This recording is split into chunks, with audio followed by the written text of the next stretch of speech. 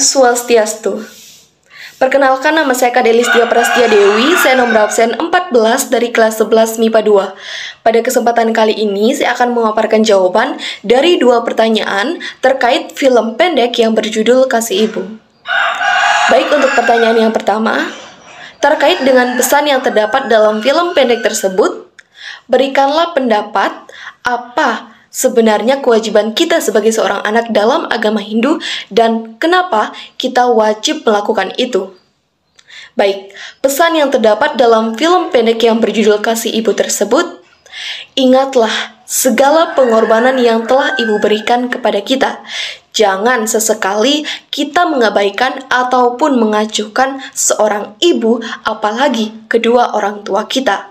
Karena sejatinya, segala kesuksesan, keberhasilan, dan segala hal yang telah kita raih tersebut ditumpu dengan jerih payah pengorbanan yang telah orang tua kita lakukan.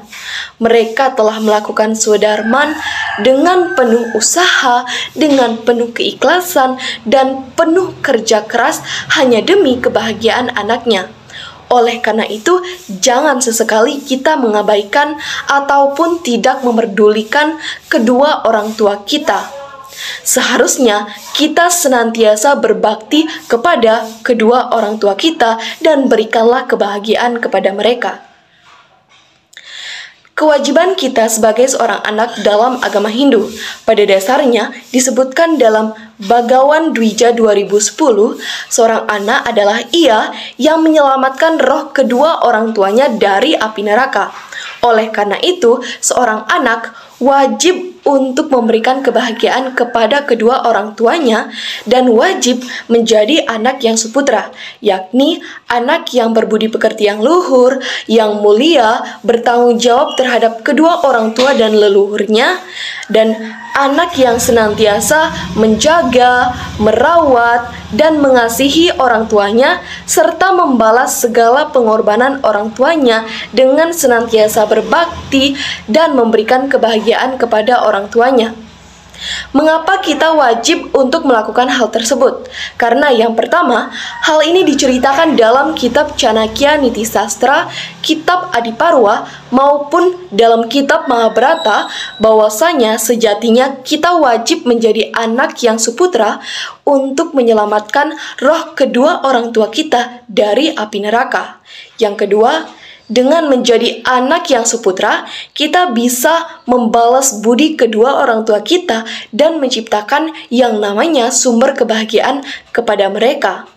Walaupun segala pengorbanan yang telah orang tua berikan tidak dapat kita balas segalanya ataupun semuanya tidak dapat kita balas, namun hanya dengan menjadi anak yang suputra, anak yang bertanggung jawab, maka kita akan dapat memberikan yang namanya kebahagiaan kepada orang tua dengan pengetahuan dan kebijaksanaan yang kita miliki.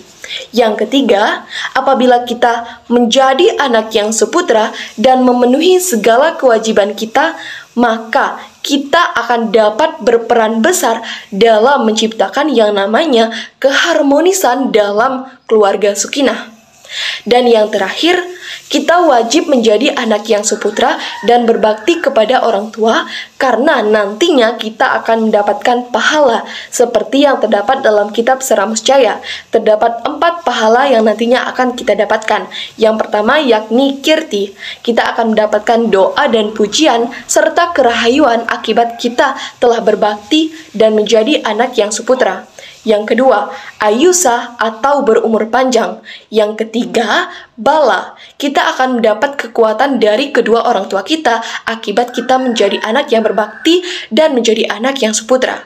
Dan yang terakhir, yase patinggal rahayu, yang artinya nantinya apabila kita telah berbakti kepada orang tua dan menjadi anak yang suputra, hal ini akan diturunkan oleh keturunan kita agar senantiasa menjadi anak yang suputra dan berbakti kepada orang tua.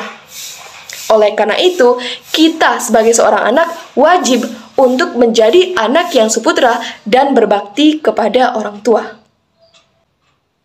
Baik, untuk pertanyaan yang kedua, Kaitkanlah ke dalam materi keluarga Sukinah. Siapa yang sebenarnya disebut seorang ibu, seorang ayah, dan seorang anak? Apakah hanya orang yang melahirkan kita yang disebut seorang ibu? Bila dikaitkan dalam materi keluarga Sukinah, memang benar orang yang melahirkan anak disebut dengan seorang ibu. Namun menurut saya, seorang ibu bukanlah hanya semata-mata seorang perempuan yang telah melahirkan anak, tetapi seorang perempuan yang mampu yang namanya menjaga, melindungi, memelihara, mendidik, menyayangi, dan memberikan pengajaran kepada anak, keluarga, maupun orang lain. Ibu adalah seorang perempuan yang mampu memberikan yang namanya keteduhan bagi orang lain, keluarga, maupun pada anaknya. Seperti yang disebutkan dalam Chanakya Niti Sastra 5.23. Istri raja, istri guru, istri teman, ibu mertua, dan ibu sendiri, semuanya disebutkan sebagai guru. Hal ini sesuai dengan definisi seorang ibu, yakni seseorang yang mampu melindungi, mengayomi, dan memberikan dedikasi pada orang lain ataupun pada anak, di samping mereka melakukan swadharamanya sebagai seorang ibu dan sebagai seorang istri. Seperti contohnya, ibu guru di sekolah. Walaupun murid-muridnya tidak memiliki hubungan darah dengan ibu guru di sekolah, namun mereka tetaplah seorang ibu karena mereka telah mengayomi, melindungi, dan memberikan yang namanya dedikasi atau pengajaran kepada murid-muridnya. Kemudian, dalam agama Hindu yang disebut sebagai seorang ayah disebutkan dalam kitab Saramusjaya, yakni Anadatta, Pranadatta, dan Sarirakerta. Seseorang yang pantas disebut sebagai seorang ayah yang pertama adalah Anadatta, yakni seseorang yang mampu memberikan makanan. Yang kedua Pranadatta, yakni seseorang yang mampu membangun jiwa sang anak. Dan yang ketiga Sarirakerta, yakni seseorang yang mampu mengupayakan adanya kesehatan bagi keluarga. Selain itu, dalam agama Hindu yang disebut sebagai seorang ayah juga dimuat dalam sloka yang memuat tentang ajaran Pancawida, di mana seorang ayah adalah seseorang yang mampu menyelamatkan keluarganya dalam bahaya, mampu memberikan makanan yang sehat pada keluarganya, kemudian mampu memberikan ilmu pengetahuan kepada anaknya, mampu menyucikan kesehatan mental pada spiritual pada anaknya, dan tentunya adalah seseorang yang menyebabkan lahirnya dari anak. Dan pada dasarnya, seseorang yang disebut sebagai seorang ayah adalah seorang laki-laki yang mampu melindungi, memelihara, dan menafkahi keluarganya. Kemudian, yang disebut seorang anak dalam agama Hindu adalah seseorang yang mampu memberikan kebahagiaan kepada ibu atau ayah yang telah melahirkan, menjaga, melindungi, dan mendidiknya.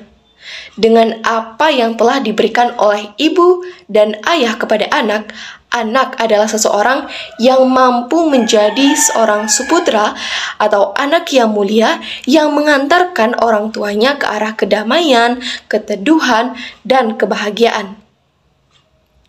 Kemudian saya izin menambahkan bahwasanya dalam suatu kondisi, seorang ibu mampu mengambil peran seorang ayah dengan contohnya saja, menjaga, memelihara, memberi makan, dan menafkahi keluarganya. Kemudian, pada suatu kondisi pula, seorang ayah dapat mengambil peran seorang ibu. Misalnya saja, dengan mendampingi anak, memelihara anak, kemudian mengurus urusan rumah tangga seperti mencuci, menyapu, memasak, dan lain hal. Hanya satu kewajiban seorang ibu yang tidak dapat dilaksanakan dari seorang ayah, yakni melahirkan seorang anak, dan di sanalah letak keistimewaan seorang ibu. Demikian yang dapat saya sampaikan. Terima kasih. Om Santi Santi Santi Om.